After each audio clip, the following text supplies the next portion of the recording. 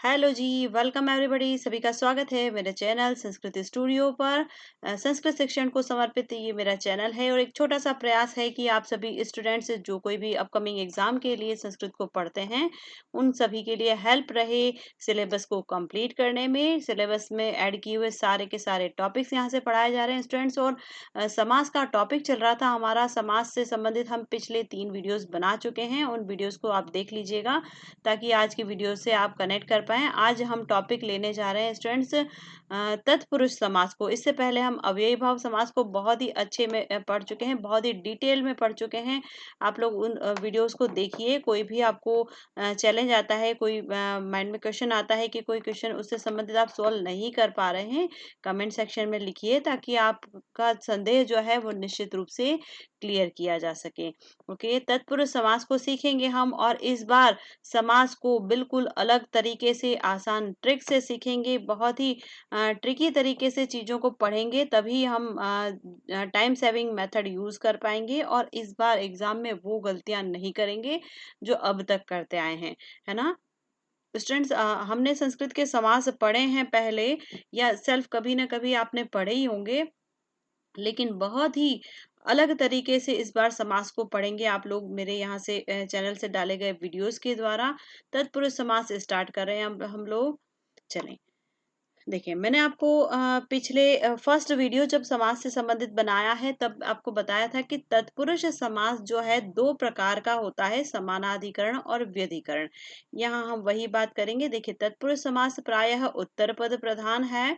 उत्तर पद के आधार पर ही समस्त पद का लिंग निर्धारण होता है यहाँ पर।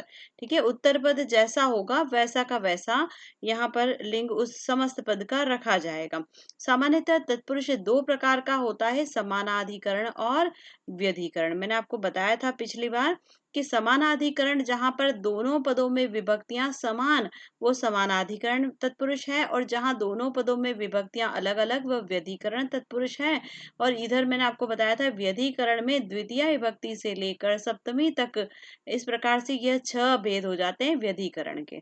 ठीक है, और व्यधिकरण में फिर और भी भेद आते हैं आपके, प्रादि तत्पुरुष है, नए तत्पुरुष है, इस प्रकार से आपको और भी भेद दिखने को मिलेंगे। तो ये व्यधिकरण के ही भेद होंगे, वो भी हम यहाँ पे डिटेल में पढ़ेंगे, एक एक टॉपिक सारा पढ़ेंगे हम। और फिर आता है हमारा समानाधिकरण जो है, यहाँ पर ऐसे उदाहरण देखने को मिलेंगे आपको कि जिनमें उपमान उपमेय भाव है या विशेषण विशेष्य भाव है, तो ये हो जाएंगे आपके कर्मधारय के उदाहरण। और जहां कहीं भी आपको उदाहरणों में पूर्व पद संख्यावाची दिखता है, वे द्विगु के उदाहरण कहलाएंगे। यानी कि कहने का तात्पर्य यह है कि आपके कर्मधारय और द्विगु भी इसी के भेद हैं। कर्मधारय और द्विगु को आप तत्पुरुष के उपभेद कह सकते हैं, यानी कि समानाधिकरण के ये भेद हैं। ओके, चलिए, यहाँ तक क्लियर है आप सभी को। अब हम बात करें समानाधिकरण को हम कर्मधारय कह सकते हैं, बिल्कुल कह सकते हैं। तो समानाधिकरण के वह उदाहरण जहां पर आपको विशेषण विशेष्य भाव और उपमान उपमेय भाव दिखेगा, वे कर्मधारय के उदाहरणों में आएंगे, और बाकी जहाँ पे पूर्वपद संख्यावाची होगा वो द्विगु के उदाहरणों में आएगा। अभी हम यहाँ पे सारे के सारे पढ़ेंगे। ये जो स्लाइड यहाँ पे दी हुई है, इसको हम वापस से लेंगे। एक बार आप आ जाइए कर्मधारय के भेद के ऊपर।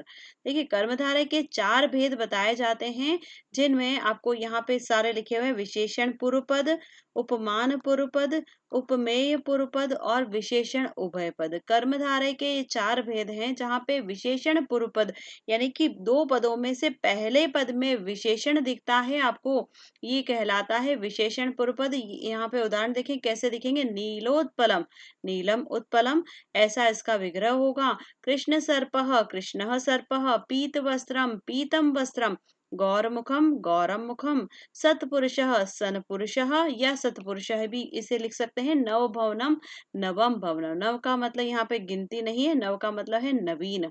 तो नवम भवनम, इस प्रकार से इसके विग्रह होंगे। तो आपने देखा यहाँ पे विशेषण पूर्वपद के कैसे उदाहरण दिखते हैं। अब आता है आपका उपमान पूर्वपद, जहाँ पे पहला पद आपको कैसा दिखेगा, उपमान, जिसके समान बताया जाता है। तो देखिए, यहाँ पे उदाहरण पहला लिखा हुआ है घन श्यामः। तो देखिए, घन के समान बताया है, इसलिए आप लिखेंगे इसे विग्रह में घन इव श्यामः। दुग्ध धवलम, तो दुग्ध इव धवलम। ठीक है, गज स्थूलः गज इव स्थूलः ऐसा लिखा जाएगा। मृग चपला, बताइए क्या होगा इसका विग्रह, सोच सकते हैं आप लोग। मृग इव चपला ऐसा होगा, गलत। देखिए ये ऐसा होगा, मृगी इव चपला, चपला है ना, तो कैसा होगा, स्त्रीलिंग में होगा तो मृगी इव चपला ऐसा। तो यहाँ पे जो मैंने जगह छोड़ी है ना, आप लोगों की प्रैक्टिस के लिए ही छोड़ी है कि ताकि आप यहाँ पर प्रैक्टिस कर सकें। कर्पूर गौरह, तो आप यहाँ पे विग्रह में क्या लिखेंगे, कर्पूर इव गौरह। ओके, तो यहाँ पे हमने क्या देख लिया, उपमान पूर्व पद के उदाहरण। अब आते हैं आपके उपमेय पूर्व पद, जहाँ पे आपको पहला पद उपमेय दिखेगा, यानी कि उत्तर पद उपमान होगा और उत्तर पद के बाद में इव लगाया जाएगा। तो उदाहरण देखिए यहाँ पे कैसे लिखे जाएंगे, पुरुष व्याघ्र, तो पुरुषः व्याघ्र इव ऐसा लिखा जाएगा। यहाँ पे पुरुषः इव व्याघ्र नहीं लिखेगा, क्योंकि पुरुष के समान व्याघ्र नहीं है, यहाँ पे व्याघ्र के समान पुरुष है, तो व्याघ्र इव ऐसा लिखा जाएगा। मुख कमलम, मुखम कमलम इव ऐसा लिखा जाएगा। ठीक है, तो जहाँ पे रिक्त स्थान छोड़े गए हैं आप इन्हें प्रैक्टिस कीजिएगा और पीडीएफ्स डाउनलोड कर लीजिए, ये नोट्स आप खुद भी बना लीजिए हैंड रिटन, ताकि बहुत अच्छे से प्रैक्टिस हो सके। अगला अंतिम कर्मधारय का भेद आता है आपके सामने, विशेषण उभय पद। मैं आपको फर्स्ट क्लास में बताया था कि विशेषण उभय पद कर्मधारय जो है वहां पर आपको दोनों ही पदों में रंगों के नाम दिखेंगे, कलर्स के नेम दिखेंगे। यहाँ पे आपको रक्त कृष्ण, देखिए विग्रह कैसा होगा, बिल्कुल आपका द्वंद्व के समान, रक्त च कृष्ण च, नील लोहित नील च लोहित च। ठीक है, और यहाँ पे रक्त कृष्ण भी हो सकता है विग्रह, वो भी गलत नहीं होगा, च को हटा दीजिए, वो विग्रह भी सही होगा। नील लोहित, तो यहाँ पे नील, सॉरी ये नील च लोहित च। ठीक है, तो यहाँ पे च हटा देंगे तो वो वाला विग्रह भी बिल्कुल सही होगा। ठीक है, तो आपको यहाँ पे विग्रह पद को देखकर ये कभी भी नहीं सोचना है कि ये द्वंद्व में जाएगा। कभी कभी आपको विग्रह पद से भी प्रश्न पूछा जाता है, रिवर्स क्वेश्चन भी आते हैं। रक्त च कृष्ण च कौन सा समास है, आपको च देखकर सीधा से ये लगेगा कि द्वंद्व समास है, और आपके एग्जामिनर इतने शार्प होते हैं कि पहला ही ऑप्शन आपको देंगे द्वंद्व, और आप डायरेक्ट से उस पर अटैक करेंगे च देखते ही, जो कि गलत होगा। तो आपको थोड़ा सा यहाँ पे अलर्ट होना है इन चीजों को, जहां कहीं मैं आपको बता रही हूँ अलर्ट होना है, इनको मोस्ट इंपॉर्टेंट मार्क कर दीजिए, याद रखिएगा। विशेषण उभय पद में आपको सारे के सारे ऐसे ही उदाहरण दिखेंगे, रक्त कृष्ण, नील लोहित, है ना, श्वेत रक्त, इस तरह से। तो आपको यहाँ पे रंगों के नाम दिखेंगे दोनों जगह, विग्रह पद बिल्कुल द्वंद्व के समान दिखेगा। यहाँ तक हम देख चुके हैं कर्मधारय के ये चार भेद। ओके, चलिए अब हम आते हैं द्विगु समास पे, जो कि आपका तत्पुरुष का ही समानाधिकरण का भेद है, यानी कि तत्पुरुष का उपभेद इसे कहा जा सकता है। ये समानाधिकरण का ही भेद कहा जाता है, जहाँ पे आपको शब्द कैसे दिखते हैं, उदाहरण कैसे दिखते हैं, पूर्व पद संख्यावाची होता है। चलिए अब हम यहाँ पे बात करते हैं द्विगु पूर्व पद संख्यावाची, समाहार अर्थ में होता है, यानी कि समूह अर्थ में होता होता है। और समस्त पद कैसा होता है, नपुंसकलिंग। ये द्विगु समास नित्य नपुंसकलिंग है, इसको आप याद रख लीजिएगा। नित्य नपुंसकलिंग मतलब कि पंचपात्रम, तो यहाँ पे आपको पीछे हमेशा फलम फलम की तरह शब्द दिखेंगे। पंचपात्रम, त्रिभुवनम, चतुर्युगम, दश मूलम, दश लवणम, पंचतंत्रम, पंचगवम ऐसा। ठीक है, अब यहाँ से आगे की बातें मैं आपको समझा रही हूँ, यहाँ तक समझ लीजिए एक बार। पंचपात्रम कैसा रहेगा इसका विग्रह, पंचानाम पात्राणाम समाहार। अभी आपको बताया ना यहाँ पे कि समाहार अर्थ में, यानी कि समूह अर्थ में होता है, तो आपको विग्रह पद में हमेशा समाहार शब्द जरूर से दिखेगा। और इधर आपको ये जो समस्त पद जो दिख रहा है ये कैसा होगा, नित्य नपुंसकलिंग में। त्रिभुवनम, त्रयाणाम भुवनानाम समाहार, चतुर्युगम, चतुर्णाम युगानाम समाहार, दश मूलम, दशानां मूलानां समाहार, दश लवणम, दशानां लवणानां समाहार, पंचतंत्रम, पंचानां तंत्राणां समाहार, पंचगवम, पंचानां गवानां समाहार। ओके, तो यहाँ पे जो रिक्त स्थान दिए गए हैं आप लोगों की प्रैक्टिस के लिए ही है, इनको लिखें यहाँ पर, अभी मैंने बोल के बता दिया है आपको, लिख लीजिएगा, प्रैक्टिस हो जाएगी। चले अब यहाँ पे द्विगु के साथ में कुछ शब्द ऐसे भी आते हैं जो पीछे से स्त्रीलिंग जैसे दिखते हैं, अपने आप को स्त्रीलिंग जैसा बना लेते हैं, जैसे कि लोक, अध्याय और वट। ठीक है, तो ये तीन ही शब्द हैं जो आपको ऐसे दिखेंगे स्त्रीलिंग की तरह, त्रिलोकी। ठीक है, अष्टाध्यायी, पंचवटी। एक और शब्द है जो मैं यहाँ पे लिख रही हूँ, आप लिख लीजिएगा, त्रिफला। ठीक है, तो ये आपको कैसे स्त्रीलिंग जैसा दिखेगा, है ना। और यहाँ पे विग्रह पद में बिल्कुल वैसा ही रहेगा जैसा अभी तक हम करते आए हैं। त्रिलोकी, त्रयाणाम लोकानाम समाहार, अष्टाध्यायी, अष्टानाम अध्यायानाम समाहार। पाणिनि के अष्टाध्यायी एक ग्रंथ है व्याकरण का, तो उसी से संबंधित है, लेकिन यहाँ पर 8 अध्यायों का समूह विग्रह वैसा ही रहेगा। पंचवटी, पंचानाम वटानाम समाहार, त्रिफला, त्रयाणाम फलानाम समाहार, ऐसे ही रहेगा। ठीक है, तो विग्रह बिल्कुल ऐसे कैसे रहेंगे, यहाँ पे केवल ये 3-4 शब्द हैं। ये कुछ ऐसे हैं जो कि आपको नपुंसकलिंग में होने के बाद भी इधर ऐसे रूप बनाते हैं। यहाँ पे ये प्रत्यय वगैरह कुछ लग जाते हैं, तो इतना प्रक्रिया आपके लिए बहुत ज्यादा जरूरी नहीं है। आप केवल यहाँ पे समझ लीजिए कि ये भी द्विगु के उदाहरण हैं।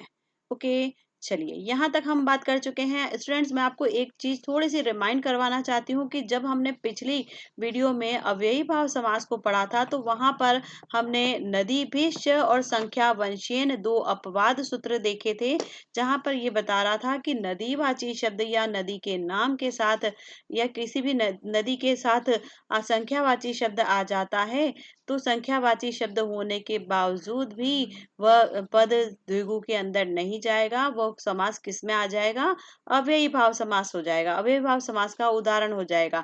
दूसरा सूत्र था संख्या वंशीय। वहां पे मैंने आपको बताया था कि वंश परंपरा 2 प्रकार की होती है, जन्म से और विद्या से।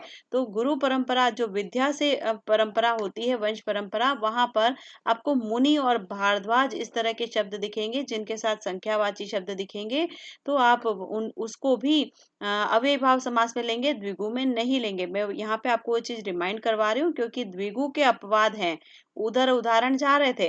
ठीक है, तो यहाँ पे रिमाइंड करवाना जरूरी था। उधर आपको उदाहरण कैसे दिखे थे, मुनि, त्रिमुनि, इस तरह के। तो यहाँ पे बिल्कुल ये त्रिलोकी के समान ही दिखेगा आपको वो भी, लेकिन वो अव्ययीभाव में जाएगा। एक विंशति भारद्वाज, फिर नदी विषय के उदाहरण में दिखा था द्वि यमुनम सप्त नदम, पंच गोदावरम, इस तरह के शब्द दिखे थे। बिल्कुल द्विगु की तरह ही होंगे, पीछे से यहाँ पे नपुंसकलिंग की तरह दिखेंगे, और उनके विग्रह भी ऐसे ही थे। ठीक है, तो आपको सेम देखने के बाद भी अपवाद का ध्यान रखना है, अव्ययी भाव में आ रहा है। चलिए, यहाँ तक हो चुका हमारा द्विगु समास, हमने देख लिया है। तत्पुरुष के ये 2 भेद हैं, समानाधिकरण और व्यधिकरण। हमने अभी समानाधिकरण के भेद देखे हैं, जहां पर हमने क्या देखा, कर्मधारय और द्विगु। ठीक है, कर्मधारय के ये 4 भेद हैं, द्विगु कैसा है, संख्यावाची। चलिए, एक और बहुत इंपॉर्टेंट बात मैं बताना चाह रही हूँ, जो फर्स्ट स्लाइड थी, मैंने कहा था यहाँ पे हम फिर से आएंगे, ये रही वो स्लाइड। देखिए, पूर्व पद स्त्रीलिंग का हो तो उसे पुल्लिंग में कर दिया जाता है, ये कर्मधारय का नियम है। और यहाँ पे कह रहा है कि दिशावाची और संख्यावाची शब्दों का सुबंतों के साथ समास होता है, पुल्लिंग में बनता है। देखिए, उत्तरा पांचाला ये शब्द है, उत्तरा पांचाला देशवाची शब्द है ना। अब ये यहाँ पे उत्तरा पांचाला शब्द भी आप देशवाची होने के कारण आपका किस में आएगा, कर्मधारय के अंदर आएगा। अ, पूर्व इशु काम शमी, पूर्वेशु काम शमी, ये भी आपका कर्मधारय के अंदर आएगा। यहाँ से कुछ विशेष बातें हैं, इनको देख लेते हैं, मैं इंपॉर्टेंट मार्क कर देती हूँ। देखिए, यहाँ पे संख्यावाची पद है, सप्त ऋषय, नवग्रहा, पंच महायज्ञ, षोडश संस्कारा, ये भी कर्मधारय के उदाहरण हैं, द्विगु में नहीं आएंगे। रीजन ये कि द्विगु में हमने क्या कहा था, नित्य नपुंसकलिंग में होता है। तो आपको क्या ये शब्द यहाँ पे नपुंसकलिंग में दिख रहे हैं, नहीं। ये कैसे दिख रहे हैं, बिल्कुल पुल्लिंग के समान, राम शब्द की तरह दिख रहे हैं, है ना। तो ये सभी शब्द आपके द्विगु के अंदर नहीं आएंगे, कहाँ पर आएंगे, कर्मधारय के अंदर, है ना। सप्तऋषि, नवग्रह, पंचमहायज्ञ, षोडश संस्कारा। अब देखिए, विग्रह वाली बात भी देख लेते हैं। हमने द्विगु में क्या देखा था, समाहार पद होगा, समूह अर्थ में आता है। यहाँ पे इनके विग्रह ऐसे नहीं होते, यहाँ पे इसका विग्रह होगा सप्त ऋषय, बस ऐसा ही, ये इसका विग्रह है, नवग्रह। यहाँ पे 7 ऋषियों का समूह कभी भी नहीं कहा जाता है, 7 ऋषि, नवग्रह, पंच महायज्ञ। यहाँ पे मैं लिख देती हूँ पंच महायज्ञ। तो आपको क्या समझ में आया कि इन शब्दों को, ये जो शब्द आपको दो दो दिख रहे हैं ना, इन दोनों शब्दों को बस ऐसा कैसा अलग कर देना है। कोई विभक्ति नहीं लगानी, कुछ भी नहीं करना, कोई समूह अर्थ नहीं लगाना, कुछ भी नहीं। बस इसका ऐसा का ऐसा इसका विग्रह हो जाएगा। ऐसे ही इसके विग्रह लिखे जाते हैं। और हमेशा ये ध्यान रखें कि ये आपको पुल्लिंग के समान दिख रहे हैं तो द्विगु में नहीं आएंगे, क्योंकि द्विगु समास कैसा था, नित्य नपुंसकलिंग। ओके, बस ये 2 4 5 ही उदाहरण हैं। और ये जो चीजें विशेष होती है ना, जो अपवाद स्वरूप पढ़ाई जाती हैं, प्रश्न यहीं से बनते हैं। और निश्चित रूप से प्रश्न यहाँ से पूछा जाना है, क्योंकि आपको यहाँ पे अभी नियम ही नहीं पता है ना। अगर ये नहीं पढ़ा तो नियम नहीं पता है, आपको अपवाद पता ही नहीं है, यहाँ पे आपका माइंड अटका ही नहीं, तो फिर आप गलती करते हैं। ठीक है, और वही गलती अभी तक हम करते आए हैं, इस गलती को अब नहीं करें। इसीलिए मैं कहती हूँ जुड़े रहें मेरे चैनल के साथ में। बहुत ही स्मार्ट और ट्रिकी तरीके से मैं आपको सारी चीजें बता रही हूँ। और इसी टॉपिक को आगे बढ़ाते हुए मिलेंगे बहुत जल्दी नेक्स्ट वीडियो को लिए हुए। टॉपिक को आगे बढ़ाएंगे। देखिए हम वहां पे क्या पढ़ेंगे, तत्पुरुष समास जो है, अभी हमने क्या देखा, समानाधिकरण व्यधिकरण देखा। समानाधिकरण के भेद देख लिए हमने, कर्मधारय और द्विगु। ठीक है, ये हम देख चुके हैं। अब आता है हमारा व्यधिकरण। व्यधिकरण तत्पुरुष को पढ़ने के लिए मिलेंगे नेक्स्ट वीडियो में। तब तक के लिए ऑल द बेस्ट। आप सभी को अच्छे से पढ़ें, प्रिपरेशन करें। मेरी शुभकामनाएं आप सभी के साथ में है। बहुत जल्दी आप अपने लक्ष्य को प्राप्त करें। मेरे वीडियो को लाइक कर दीजिए, शेयर कर दीजिए बहुत ज्यादा से ज्यादा, ताकि जरूरतमंद स्टूडेंट्स तक ये इन्फॉर्मेशन पहुंच सके कि संस्कृत का जो कोर्स है बहुत ही स्मार्ट और ट्रिकी तरीके से पढ़ाया जा रहा है, सभी को इसका लाभ मिल सके। और जुड़े रहे मेरे चैनल के साथ में। यदि अभी तक सब्सक्राइब नहीं किया है तो सब्सक्राइब कर लीजिए, नेक्स्ट वीडियो का आपको नोटिफिकेशन मिल सके, इसके लिए बेल आइकन को प्रेस कर दीजिए। Thank you, bye bye.